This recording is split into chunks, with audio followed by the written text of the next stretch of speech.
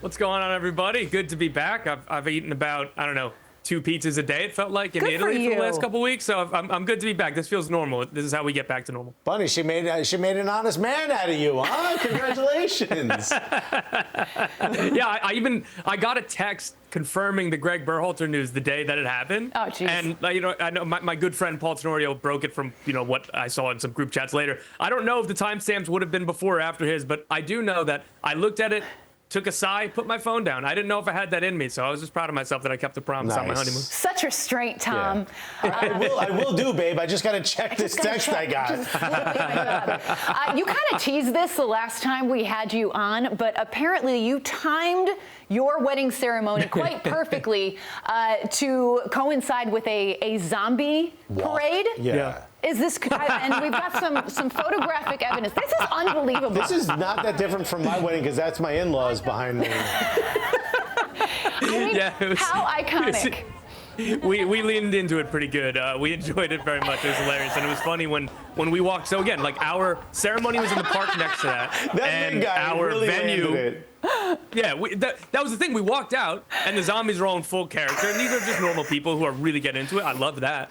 And then, like, one person broke character and goes, "Guys, wait, come back!" Like, they just got married. Like, we need to go. And then, like, I hear behind you, like, oh. I was like, all right, like, this was fun for 15 steps. I'm gonna go duck back into the wedding venue now. Amazing. That's beautiful. I love that you just leaned into it. It's so good. The pictures are gonna be so epic. So epic. Yeah, my wife's pretty cool, so that was fun. Amazing. All right, let's get into the big topic at hand, and that is MLS Decision Day. In years past, we've seen some pretty chaotic decision days. This one is a little bit more muted, I would say, and there's really only 2 spots up for grabs in the East, and obviously some positioning. But you have our 5 top storylines that you're watching heading into MLS Decision Day. So you're going to break it down for us, starting with your number 5 storyline. What is it, Tom? Yeah, number 5, we'll start in that playoff race. Who and where will the wild card games be? As you said, out east, DC and Montreal have the spots right now, but Philly and Atlanta are still technically alive. Philly are home to Cincinnati. They need to win, and they need one of DC or Montreal to lose to have a chance. They would get in on a tiebreaker. Philly versus Cincy, those games always feel like playoff games, and this will obviously be a playoff game, essentially, for Philly, if they have any chance to get into the playoffs. So that'll be super fun. We'll kind of see where it goes. Like, you have the standings up right now. It's pretty funny. Look at those goal differences. Like, we're going to have maybe 2 teams that have, -15 or worse goal differences in the playoffs. And then guess what? You get to have the wild card game, and your trophy is go on the road and play Miami in a best-of-3 series. So we'll see how that goes. This is still a wonderful story for these 2 teams. In transition years, DC and Montreal, if either or both can get into the playoffs, that'll be pretty cool. Out west, it's just seeding. All 9 teams are set. Vancouver can get out of the wild card game into 7th. Can Portland jump Vancouver and host that game? I will also say, if you go ahead and look at the BC Place event schedule, BC Place is where Vancouver Whitecaps play their own games. You go ahead and look at their event schedule next week. Does not look like there's a lot of room for a playoff game, a wild card game to be hosted. So that's a fun little subplot to keep looking at. But yeah, so Portland could jump them, or Vancouver could get out of the wild card game at all. And we'll see kind of how that shakes out. But everything is more or less set in terms of the playoff teams out west. Tommy, talk to me about number 4, because Sue's here today wore what's probably the most haunted kit you can wear today, a San Jose kit. Wooden spoon, baby. Yeah, they may be playing for an unwanted record here. Is it San Jose, or is it going to be San No Way? Good one. Good one. So yeah, San Jose could set an unwanted record this weekend. I will say, though, that kit that Suze wearing is one of my favorite kits of the season. It is a shame that it happens to be for them. So they have that going for them. Now, the nice thing out of the way, San Jose, non-playoff team, that's who we're going to be watching this week. They're actually the worst team in the league, and they might be the worst defensive team in MLS history. Right now, they have conceded 75 goals. That is tied for the worst mark ever with the 2019 FC Cincinnati. And in case you were curious, San Jose have exactly 2 clean sheets in MLS play this season. And by the way, they're on the road to LAFC. Ooh. So this is a pretty safe bet that they're going to set this record here, unless they can go against the odds and keep a clean sheet on the road against LAFC. Can you park the bus if you just say, yo, let's go out with some pride? No, we don't want this. We don't want this bad enough, right? Good Lord. All right, let's move it along to your number 3 thing to watch, and that involves the other team in LA, the LA Galaxy. What you got? Yeah, will the West travel through Carson, or will it travel through LA? The top seed is up for grabs in the West. The LA Galaxy have the firm hold on it. They are 3 points ahead of LAFC. So all they need to do is get a result against the Houston Dynamo. But the Houston Dynamo are a good team. That's going to be a really fun game. Again, we just said LAFC are hosting San Jose. They're going to be heavily favored in that game. So it's, LA Galaxy won't be able to really be doing any scoreboard watching. Again, all they need is a draw to get this top seed in the West. And of course, home field advantage throughout the Western Conference playoffs. And then another subplot is, so Miami have the supporters show. That means as long as they're in the playoffs, they have seeding advantage. Columbus Crew have 63 points. That's one behind the LA Galaxy. So if the LA Galaxy win, they confirm that they have the second priority. So if Miami get eliminated in the East and the LA Galaxy make MLS Cup, they would host it, right? Like, so there are little things here that the Galaxy first and foremost want that top seed in the West. But if they win, they confirm that they have the second seeding priority in the playoffs, and that for maybe only for MLS Cup, they'd have to go on the road. Or again, if they get there and Miami don't, they would host MLS Cup. So that's another fun thing to watch. All right, talk to me about number 2 MVP race. It's a tight one. There's a lot of arguments going on. I went with Evander. What do you got?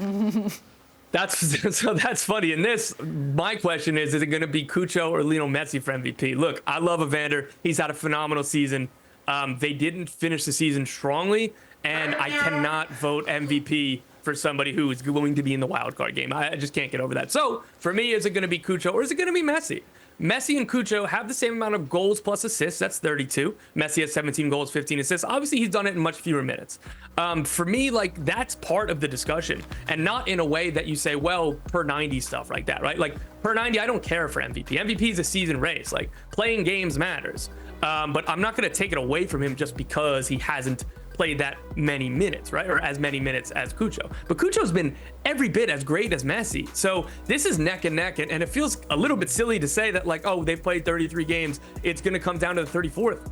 For me, I can't make my mind up yet, right? Like, I do pride myself as well on, like, I will not submit my ballot on any award until after the regular season is done, everything. Like, I think that's pretty sacred. But usually I kind of know where I'm going, particularly for something like MVP right now. But like, for me, it's really in lockstep. Like, Miami have 2.1 points per game in their games without Lionel Messi. Columbus are at 2 points per game in their games without Cucho Hernandez. So that's neck and neck.